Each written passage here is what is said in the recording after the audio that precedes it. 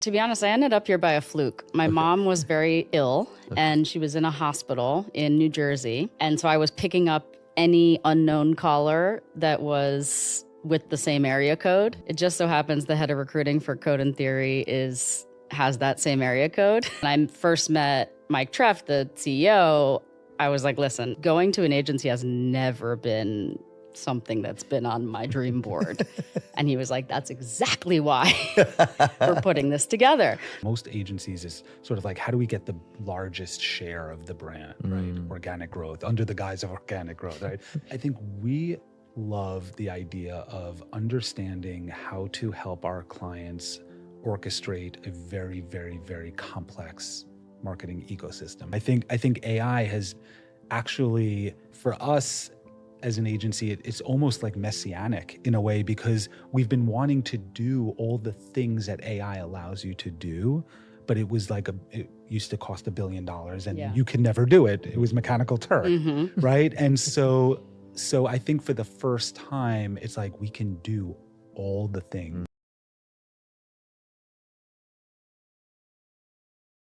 Stacy and Craig from Code and Theory, there are 3 things that I'm going to struggle to do today. One of them is to summarize your careers, because Stacy, Nike for a decade in China and the US. You worked as an MD at a venture studio. You're now at Code and Theory. It's going to be impossible to do this in 45 minutes to an hour. So I'm going to ask you one question in about 5 minutes time. Craig, equally really hard. I kind of feel though, with your background, because of your design digital background, it feels like you've always had to be fighting a case for digital, whatever that is. And it's why I wanted to ask you that question, because I feel like if someone goes into their career being the digital guy, whether it's working at VMLY&R or at Rap, going, no, this is really good, it's a website, what's that? I want to know, who was the first person that made you feel like you had talent? It's a great question. Look, yes, I've always had to swim upstream. I think part of my career trajectory was very intentional in terms of needing to sort of Trojan horse myself in cultures that weren't as, it's not that they weren't as accepting to digital, but I think similar to what we're experiencing now with AI, there was just a lot of pushback because people weren't native. They weren't comfortable in that world. I would say the first person, when I got my first, it wasn't really my first job, but it was sort of like my first official job in the industry. Before that, I was kind of like this rogue, kind of like artist, was at Firstborn. And at the time, one of the founders was their chief creative officer by the name of Vasily Slouchevsky. And I had never met anyone as talented as him in terms of someone who just understood digital so natively, so fluidly, so naturally. He was, and we were known for it. I mean, we had become famous because he had instilled in us this level of comfort within digital where we could do anything. There were no rules, there were no boundaries, there's no wireframes. Like it was like, and I think he was the first person to really instill in me the confidence of just knowing that I understood the medium well enough to consider myself a master of it, or at least an aspiring master. And I think that his confidence in me at the time really gave me the confidence to go into the big holding companies and be able to go toe to toe with anyone there and be like, sorry, you don't know what you're talking about. Like, this is the future. This is where it's going. This is what needs to happen. And I could tell you, I've had really good interactions with some legends, people like Tony Granger, people like, like some of the biggest CCOs out there that you can imagine. And they all had a tremendous respect for that level of confidence in which they felt like I had enough conviction in what I was talking about and believed in it enough for them to also believe in it. And in many cases, I was the guy in the room that they would point to and be like, listen to this guy, and even at VML, I think Debbie Van Dieven put a lot of trust in me, where when we would have, big global councils, many times she would turn and be like, Craig, what do you think? Like, is this right? Is this going in, and so, yeah, I mean, Vas really to me was sort of the godfather of it all from a creative standpoint, and his confidence in me, and he was the first person to really make me feel like I was like, okay, I can do this. I love that. I know my shit. It's funny if you think about like how the thing I really want to get into today is like code and theory. I genuinely believe most creative people at any ad land agency or wherever they've come from would be interested in working in this kind of business. But 10, 15 years ago, that wouldn't have been the case, right? It would be the thing at the end of the deck where it's like, do this thing. It's kind of cool. It's like, oh, fuck, that comes after the TVC, like whatever. Right.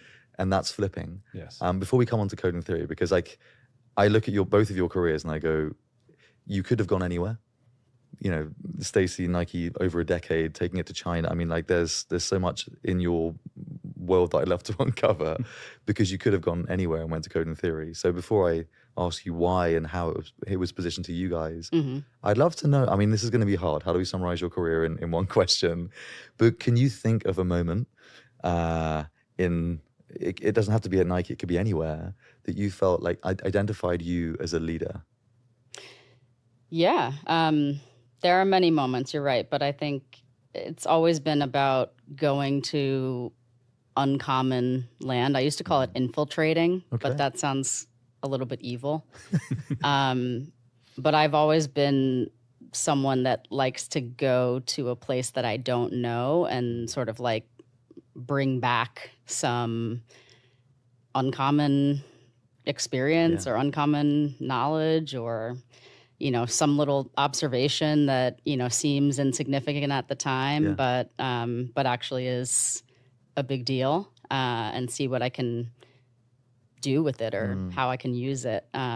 So first for me, that was going from marketing into strategy at a company where marketing is the cool kids at the lunchroom table, if you will, or moving to China to understand what a different pace of growth is like, or then going into the world of venture and trying to see what the owner's mentality and the boardroom tables around certain growth and traction and captivating culture decisions really are looking at, and how those decisions get made. So it's always been like trying to see one thing, but from as many different angles as possible. I get that. It's like driven my leadership style. Yeah, it definitely seems like that. From all the places that you've been to, it's like you can tell there's a thing driving that, and it sounds like it's curiosity. Like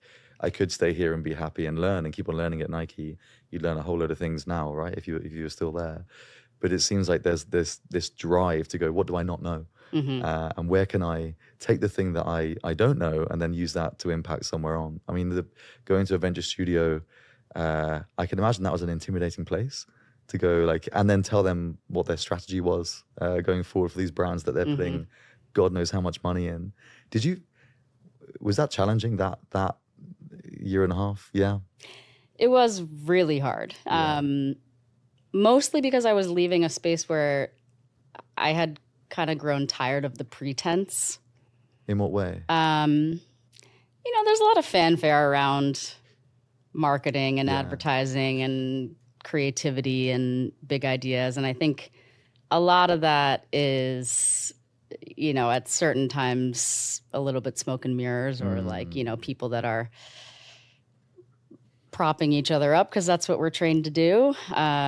I'm as good a hype woman as any. So I think I wanted to get to a place that felt more serious. Like, there's actually there's a there, and let's figure out the there before we talk about how we're going to talk about it and how we're going to, make people excited about it.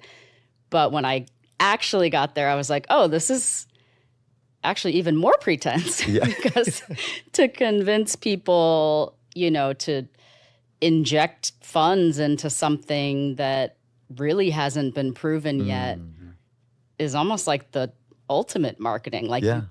in a lot of cases, you can't even hold the thing in your hand yet. So you really have to make the vision that you have in your head as a founder or, as someone who's trying to work on strategy with that founder, apparent and very vivid inside the head of another person without having anything to point to. Wow.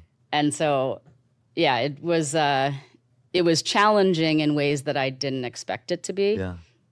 And I also had just come back from 3 years in China where I had gotten not used to, but was like using different parts of my brain that I think very much had grown comfortable in the, kind of like, I guess, corporate capital I had built up before that. And so coming back to the United States, even just in general, was way harder for me than I expected it to be. Mostly just because my mental patterns had grown in a different direction. Yeah. I imagine that as like, there's this whole debate going on. I saw a CMO yesterday about being in marketing at a brand now. For the last decade, it felt like it was very arithmetic, media centric.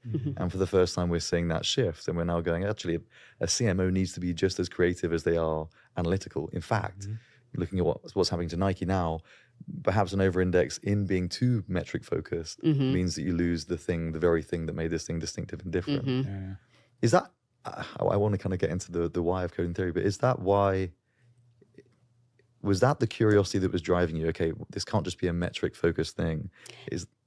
Yeah. I mean, in my like soul searching time after just leaving Nike, part of this was the timing of it, but there were so many companies that were doing the dual CMO thing, where one was the performance CMO and one was the brand CMO.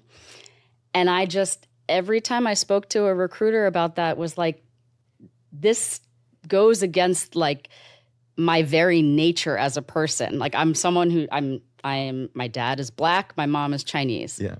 They could not be more opposite in culture and personality and sort of like the social systems and norms that govern them.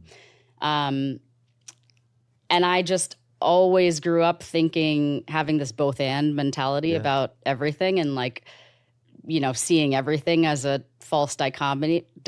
Otherwise, I shouldn't exist as a person.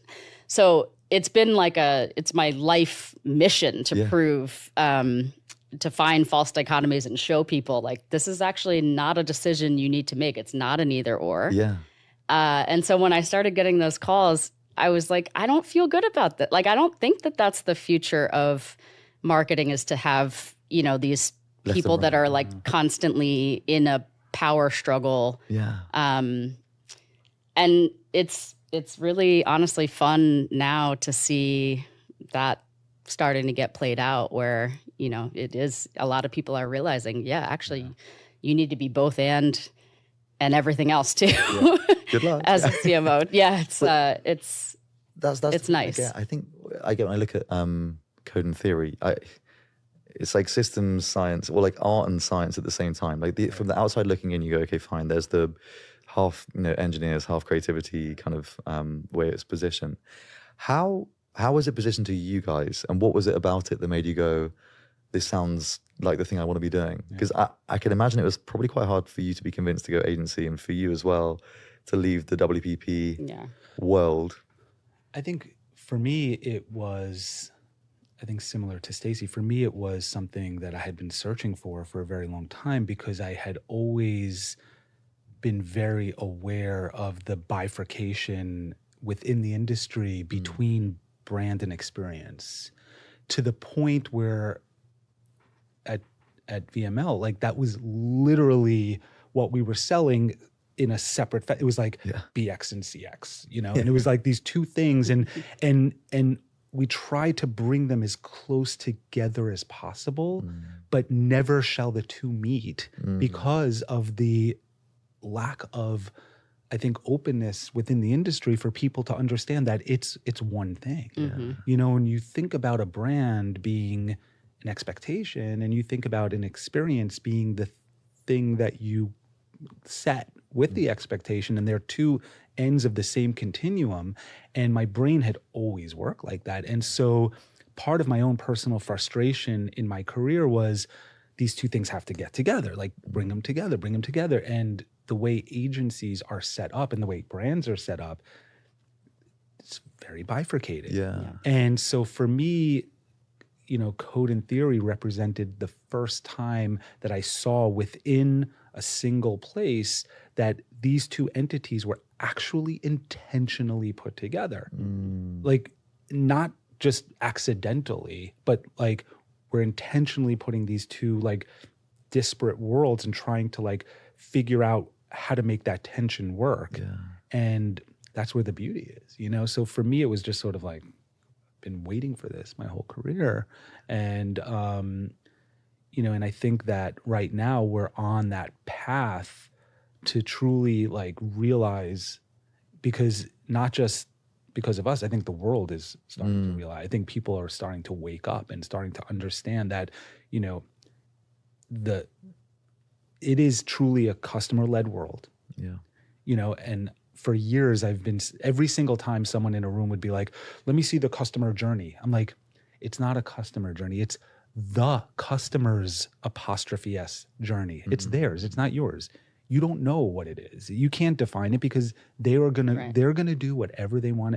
And that was the premise of digital. Yeah. They can now do whatever they wanted.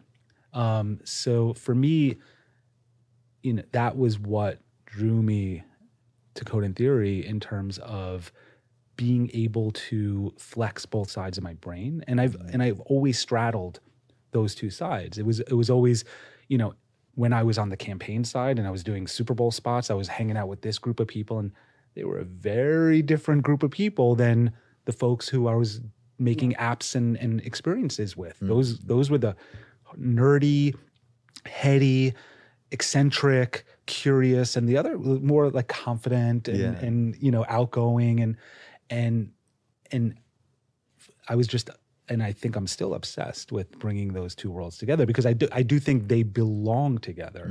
You know, when we come up with an idea, if the idea doesn't have tension, it's not a good idea, because there's no opposing forces there to really create something interesting.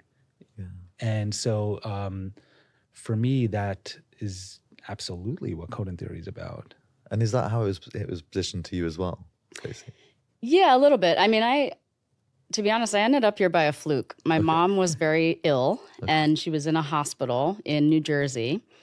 And so I was picking up any unknown caller that was with the same area code. Oh my God. It just so happens the head of recruiting for Code and Theory has that same area code. Wow. And that's how we started talking. And I told her that right off the bat. This is a mistake, by the way. But then she went on to say, oh yeah, we've tried like a few different people to lead our brand strategy practice. And it's like, we've either gone too traditional or too wacky, out of the box, future forward. And anytime, again, someone positions something to me as like, we've been forcing ourselves to make this choice, but it really isn't a choice, I'm like, okay, I'm in. Yeah. So that was our first conversation. When I first met Mike Treff, the CEO, I was like, listen, going to an agency has never been something that's been on my dream board. And he was like, that's exactly why we're putting this together. And so it was the phrase tech-infused marketing that I think he used that really kind of hooked me. But I ended up telling a story to him in that time of when I was in Nike in China, we had a vision that we had workshopped with an agency that was painting this picture of sort of like consumer-centric journey, lifestyle, you know, membership-centric, LTV kind of brand plan. And we had that vision for, I don't know, 3 years or so, 5 years maybe. And then when it came time to implement it was when everyone realized, oh, well, actually, like, our data systems are not set up to support this. The way our teams are structured, like, doesn't support us even thinking in this way. And then, like, even our accounting principles, the way we count revenue is, like, not gonna ever make this real. And so there was a lot of just the stuff that marketers don't like to think about, but a lot of infrastructure work that had to be done that took someone who understood what was the vision we were trying to bring to life, but also could get in the weeds of, like, okay, how do we need to set up, these data lakes and, whatnot. And so, it took like a good, 5-6 years between the vision being crafted and, then the big four consulting firms coming in and pitching the implementation work. And I was like, there's just so much that's been wasted in that time. And I was like watching all of it happen kind of from the sidelines. And it just, I don't know, to be able to save that time and wasted energy and headaches and people banging their heads up against a wall, to me is something that I would like to prove that it can be done. I love your brain is like, there's a problem. I like it. That's like, that's the attraction for you, which is, I guess, why you're so good at what you do. How does a customer come into Code and Theory then? So, like, what door do they walk through? If they're, we can use Nike, I guess, as an example. What's happening right now as a trigger for Nike to go, let's call Code and Theory right now? Right. Look, I think what we pride ourselves on is not necessarily doing it. We don't want to do everything. As a matter of fact, we prefer not to, most agencies is sort of like, how do we get the largest share of the brand, right? Organic growth, under the guise of organic growth, right? I think we love the idea of understanding how to help our clients orchestrate a very, very, very complex marketing ecosystem. Okay. Right? And so where most agencies are looking at, a specific audience or a specific channel, we're looking at the whole thing. We're trying to figure out, like, what is the ecosystem? And it's never the same at any given time, right? Like, what is the ecosystem for this particular brand right now? And how do they communicate a very clear, concise message expressed very differently across many, many, many different channels, right? Across audiences that are not single identities, but a spectrum of identities, right?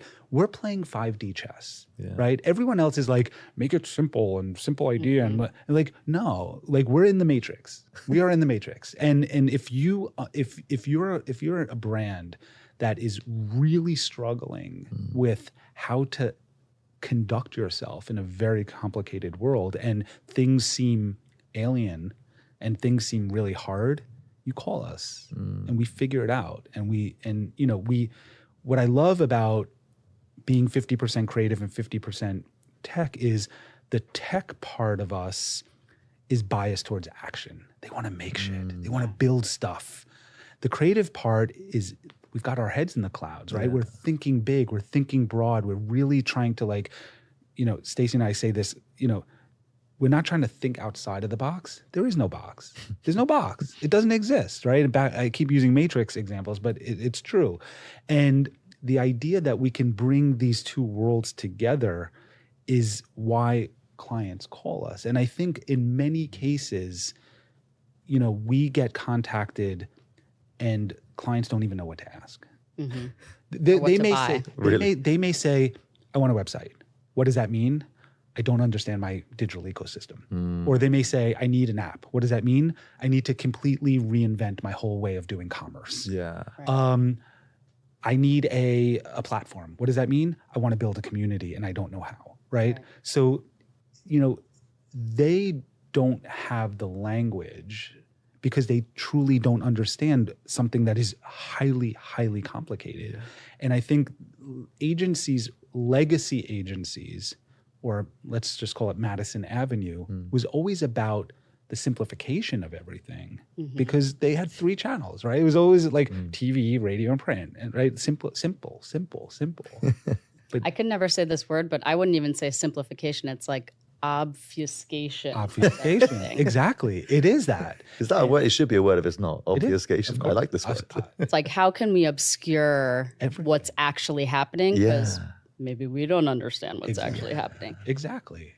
And so they call us because we kind of understand what's happening. And it's not because we're smarter or, we're more insightful. It's because we look at both the medium and the message together.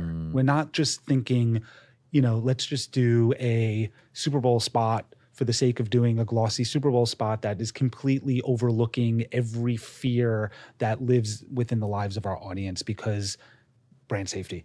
I don't know, whatever. You know what I mean? And so I think what we pride ourselves on doing is like human truth. Like what is actually happening in that place? And I do think our clients really love going on that journey because it helps them better understand their own business, right? Like if you're making things obscure, you're actually preventing yourself from understanding the business that you're in. And so I do think that our clients oftentimes feel like the value we bring to them beyond, look, I think we're some of the best designers and developers in the world. I mean, our work stands on its own. We do fucking awesome work. But above and beyond that, the value we bring is that clarity.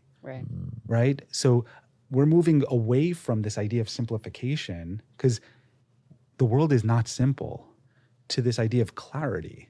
Yeah. Right? Simplex. That's a nice new word. So many new words I'm learning here today. Simplex. People, if you've someone said this to me the other day, so this is why it's on my mind, but it's similar to you look in the mirror after couple decades, and suddenly you realize, oh, I've put a lot of weight on. That's what's happening with a lot of, I think, CMOs and businesses right now, because if you've made a career out of sort of ignoring how the sausage gets made and what like the supply chain of your brand looks like, when you actually try to go back and tackle some of these issues that require getting messy and getting into the weeds of, the call center and where does the data from the call center go before it gets to me in the form of this like well-packaged soundbite in a deck, you actually need to undo so much to get to the real meat of the solution.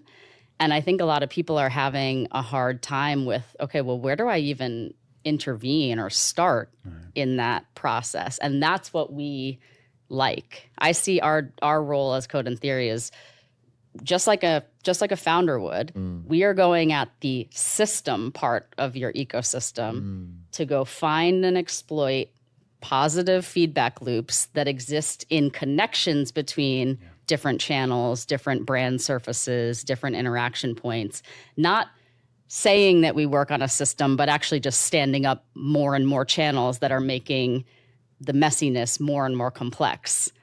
And that's the obfuscation that I think a lot of people are realizing in real time. You know that saying, nobody gets fired for hiring IBM? That's right.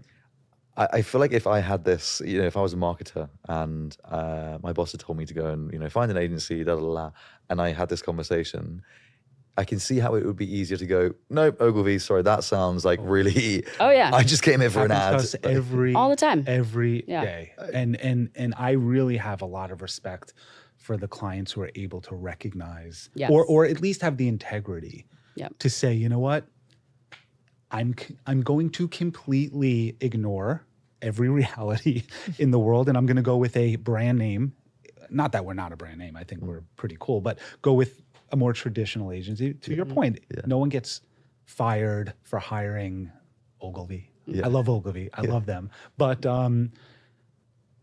they should. They really should. Because, when you want to make a really nice Super Bowl spot, when you want to do, Michael Cera and like this, amazing. That's beautiful work. That's really good work. But it doesn't address the inherent problems in the business. And I think that, if anything, we're just so radically honest, and we're sort of forced to look at the dirty, messy parts of the business, and we're okay with it. I think we enjoy it, because it's real. And not a lot of clients, I think, are up for that. I think they're not, like, it's hard, it's scary, it's intimate, it's vulnerable. There's so many things that, you have to really come to terms with. And that's why we're not for everyone. Yeah. But we do actually make it fun because we, like the humans involved, we actually like it. Like you listen to both of our origin stories, it's like, that's the type of stuff we gravitate towards. So I do think it makes a difference when you have people who actually want to be working on those messy problems and want to be taking really complex things and making sense of them and trying to figure out how they can, versus being forced to it. The saying that I've been using a lot lately is like, the number one way to guarantee you are not going to have organizational change is to title the slide organizational change. Or here's our change roadmap, or here's our transformation roadmap. That is no one's even going to pay attention to what the visual on the slide is after that. Like, it's already like, I don't want to do that. That doesn't sound fun. So we make it sound fun. We used to have a saying at Nike a lot of the times internally. I hope this isn't, I don't think I'm giving anything away, but we used to sometimes say, Jetsons on the outside, Flintstones on the inside. Tell me more. There's a lot of flash and whiz bang that happens. That is, in the inherent in how you bring a brand to market. But the actual things that are the duct tape and the spit and glue and whatnot that is happening internally, especially when you start to talk about like last mile teams, like the retail teams or the stock room of the retail stores, that type of thing, it does get messy. And we would just, we would all have this agreement whenever that phrase, was spoken, like, we just have to make this happen and we have to make it look good because we're Nike. And I think that being able to recognize when that's going on, maybe even when the client doesn't want to say it in that way, and create a pull for the rest of the organization to want to come along and get messy and bring, whatever this integrated vision is to life, or breaking out of our silos vision is to life, is what we bring to the table because we actually like it. It's not like, how are we going to create these governance and regulation rules? And, it's just that kind of stuff is what turns people off. Yeah. Whenever you tell that story about Jetsons and Flintstones, it always brings me back to this time when I was a kid, when I remember I first watched the Flintstones and Fred gets in the car, but you see his feet going. Yeah. And I was just exactly what it is. Yeah. Why are you in a car? What are you doing? Exactly. You're just running. Yep. With a frame or a chassis. I mean, this is all of big tech too, by the way. Like I don't know if it's PC to still say Mechanical Turks, but like there is a lot today even that's still running by Mechanical Turks. Totally. I mean, that's all that phrase really means. It's the marketing version of that, but we like to actually go in and figure out a way that he doesn't have to move his feet so fast, maybe as a first step. And then eventually he actually can press a pedal and be in a car. There's an engine, right? It's a good analogy. Yeah. I want to just quickly go to AI. I heard a term today, which was ROAI. Have you heard of this? Return on investment with AI, right? Of course. So you guys are... That term was inevitable. Yeah, it's going to happen, right? Okay, how do I prove that there's ROAI, right? Which I think kind of just means like, how many humans are you cutting to make sure this thing works, which is bizarre. Unfortunately. I think a lot of people that will be listening to this, there'll be lots of different camps. One of the camps will be, I'm a traditional strategy director or creative director or design director sitting at a McCann or even an RGA or somewhere like that. What do I need to do to evolve myself and to make sure that I'm not left behind? and I'm remaining relevant, or moving to a place that is going to become valued and relevant. So it's kind of a two-part question, really, which is what value have you discovered with AI commercially? Yeah. And then the second question is, and if you were a person that was 10 years back from where you are now, what games would you be playing? What things would you be learning and looking at to future-proof your value to those brands in the future or agencies? That's a good question. I think we are inherently like embracing it because that's our world. I think AI has actually, for us as an agency, it's almost like messianic in a way, because we've been wanting to do all the things that AI allows you to do, but it was like it used to cost $1 billion and you could never do it. It was Mechanical Turk, right? And so I think for the first time, it's like we can do all the things. Like there's no idea that we pitch that we can't do at scale, at cost, at speed. It's amazing. It just unlocks everything. It really does. It unlocks everything because that's our world, right? So when you think about creating an experience that either saves someone time or spends time with someone, you can now infuse that with the sort of, I would say, preemptive, measures that we always wished we could implement within our ideas, right? We often talk about this idea of like personalization is based on old data. Yeah. How can you personalize something for someone not knowing what they're about to do, but basing it on what they already did? It's kind of counterintuitive when you think about it. When you hear it in a room, it's like, oh, wow, I'll take two. But actually, it's very counterintuitive. And so AI allows us to sort of preempt experiences and build experiences that become less reactive and more anticipatory, right? Like we're starting to see what the next best behavior or the next thing that the consumer wants based on what they did, right? And so for us, it unlocks potential, like all the potential we've ever wanted. And at least for me, I know, like, as the guy who's always presenting the ideas that can never get made, I'm a kid in a candy store. I feel like I'm 21 again, and I've got this new exuberance in my soul because it's like, wow, I wasn't wrong. I knew we could do this stuff. I knew it was possible. It just wasn't there, and AI allows that to happen. And then I think from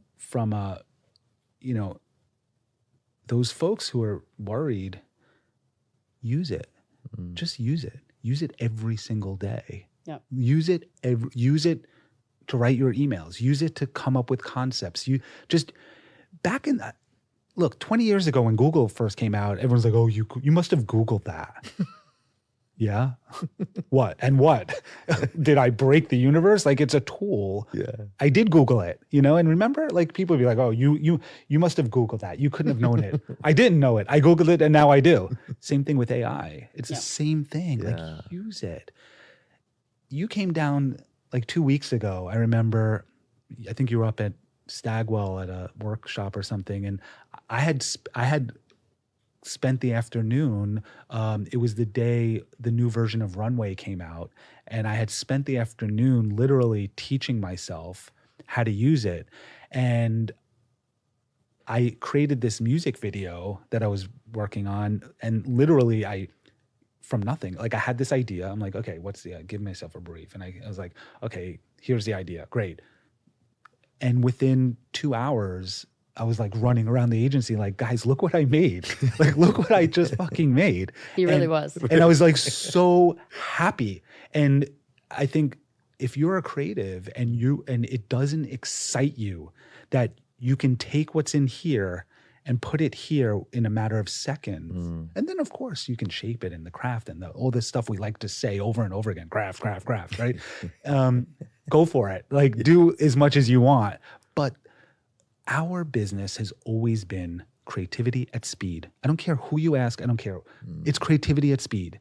We create things that have to conduct themselves within culture. Culture is faster than it's ever been, ever, and it's not getting slower. Like right now is the slowest it will ever be. In a minute, it's going to be faster. And so if creativity at speed is the game, then I'm sorry, guys.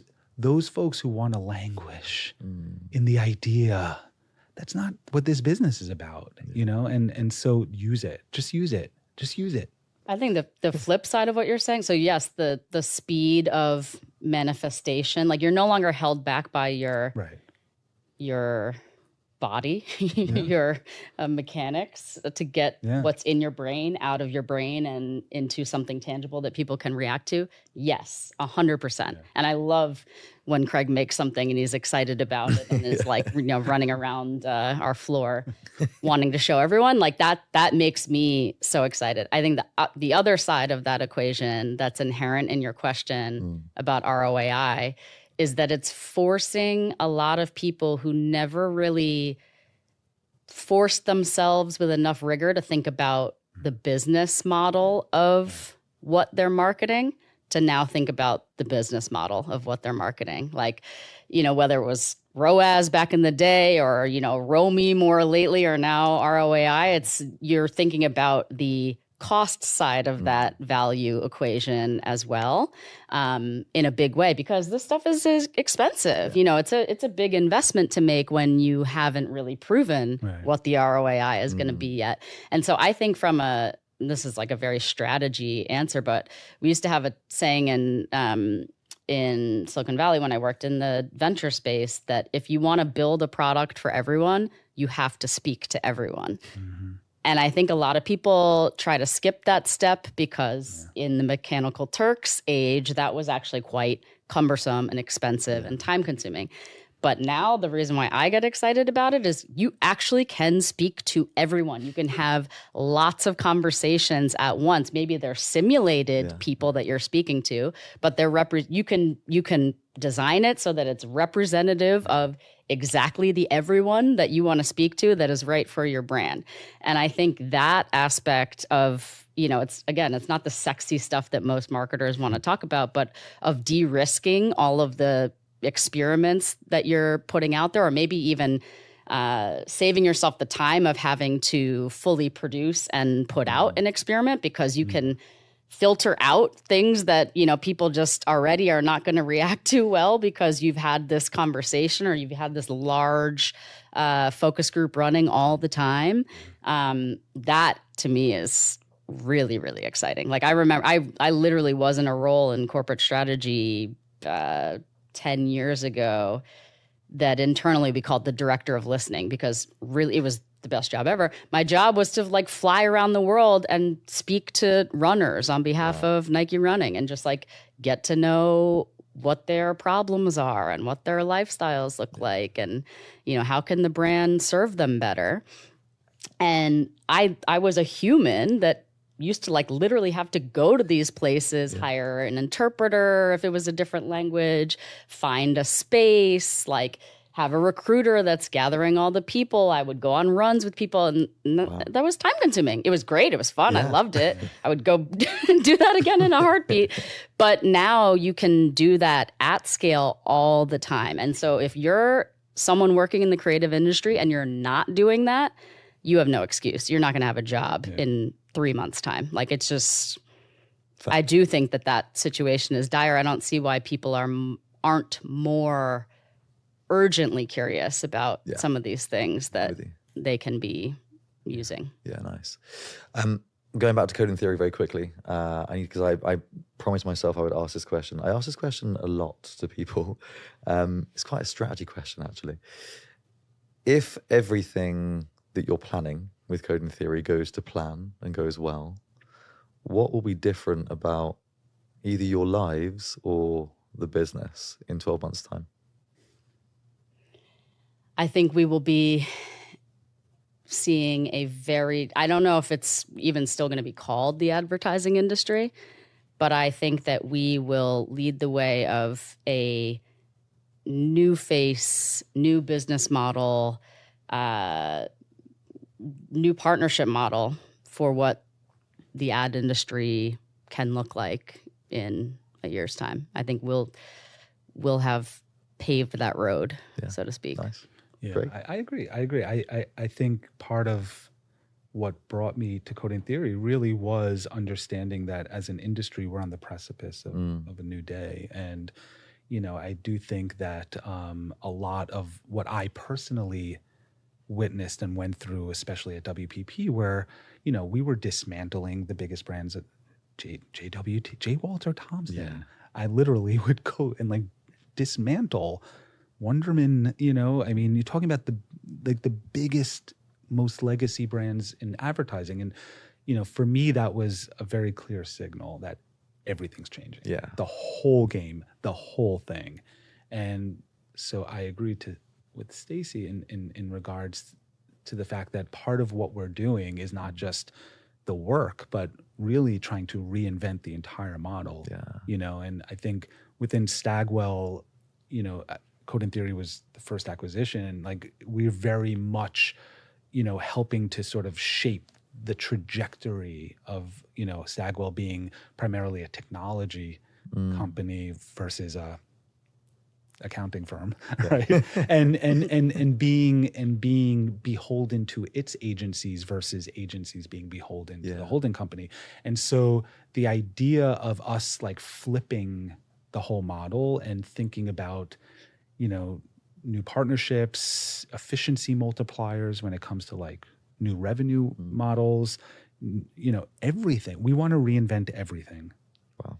And not because we can, but because it's the right time. Yeah. It's the right time, and much respect to Sir Martin and the Ogilvies and the Burnbacks, but go to Madison Avenue. Show me what's left. Have you guys seen that book, the Madison Avenue Makeover, with huge? Yep. Yeah, I read it. Sitting on my desk. Yep. It's interesting. It's interesting, and it's the intention behind it is right.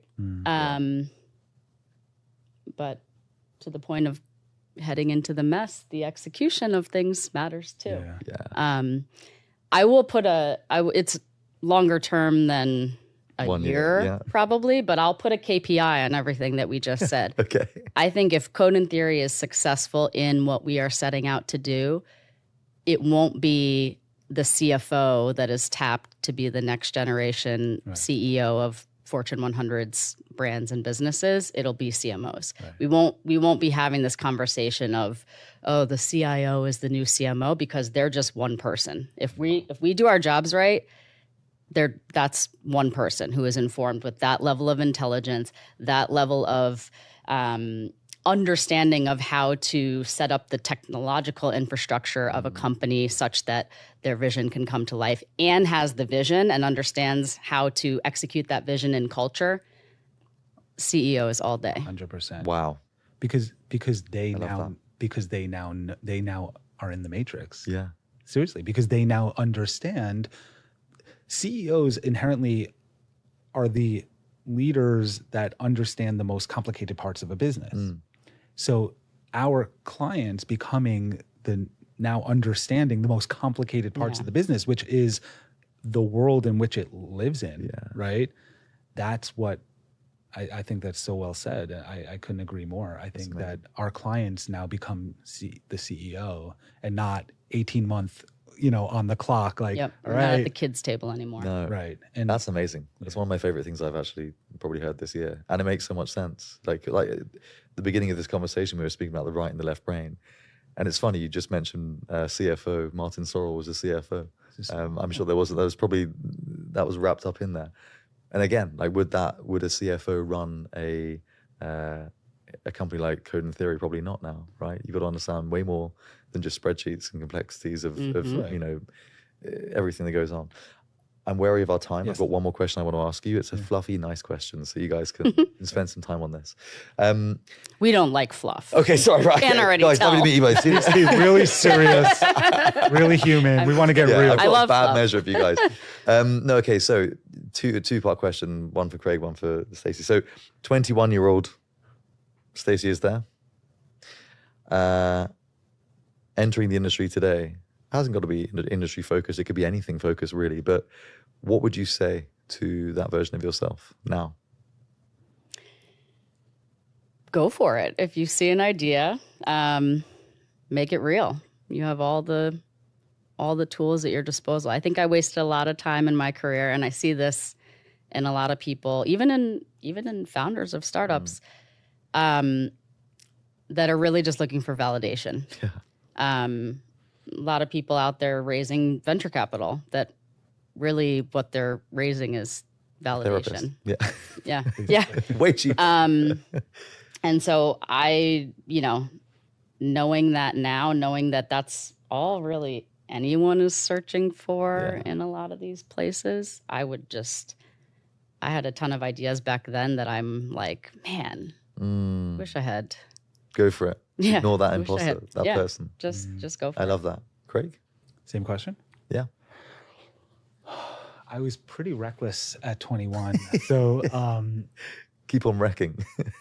I think so. I sort of, and I still do to a degree, maintain a certain level of being just naive because I choose to want to nurture my creativity and my curiosity more than I do the other stuff. And I think at 21, I might have worried too much about that, like over-indexing on that. Like you're too curious, you're too in the clouds, you're too, kind of out there. And I probably spent many years stressing about it. On the outside, I was like, oh, let's go, let's do it. But on the inside, I was like, oh shit, like, people probably think I'm dangerous, and I would just tell myself to not even worry about that. Yeah. Like, I think I overthought it for way too long. I don't think it went away till I even turned 40. Wow. So like I lived with a lot of struggle for many years where I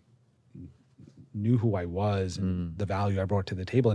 And many people actually said to me, like, just do what you're doing. Like, don't worry. But, you worry because you overthink. But I think I would probably tell myself, like, you don't need to like think about that stuff. Would have saved myself like a lot of stress. Yeah. Can I give one more? Absolutely. I think you're reminding me of this, but I think a lot of people right now roll their eyes at the fact that there are a lot of young people who say that they want to be an influencer or a creator, or in China, a KOL as their career. And, they're like, that's not realistic. And like, you need to have, kind of better goals. I actually think that if I were 21 now, that is 1,000% what I would be doing. Because we are in the age of not e-commerce, but me-commerce. And I think the quicker you can understand how to monetize yourself, regardless of what role or job title you have in your 9-to-5, but like understanding that you are your own business model and like working on the business model of you. I think that the creator life and the creator economy is the best, most hands-on way to actually gain experience doing that. And I think a lot of people, yes, I understand why kids are being told, like, don't climb up that skyscraper and, do something dangerous and whatnot.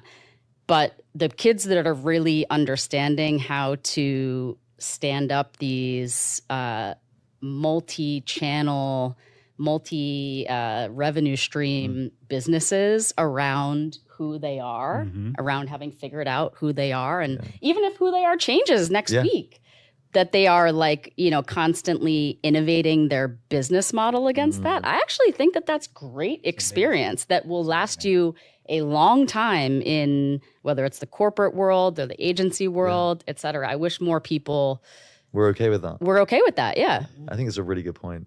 Every person who's ever worked for me will know, like my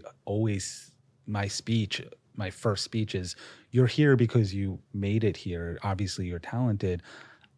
What I care about is your personal brand. Like, who are you? Like, who do you bring into a room?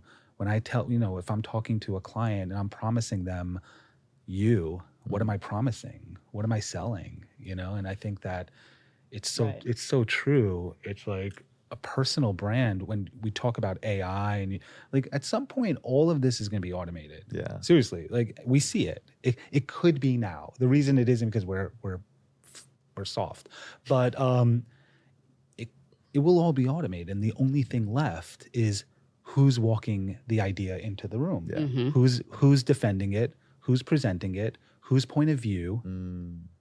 And yeah, I couldn't agree more. I think that people, we talk about, and I think, what you're saying illustrates the complexity we talk of. So when we say it's a complex, what these kids are doing is their version of a lemonade stand. Yeah.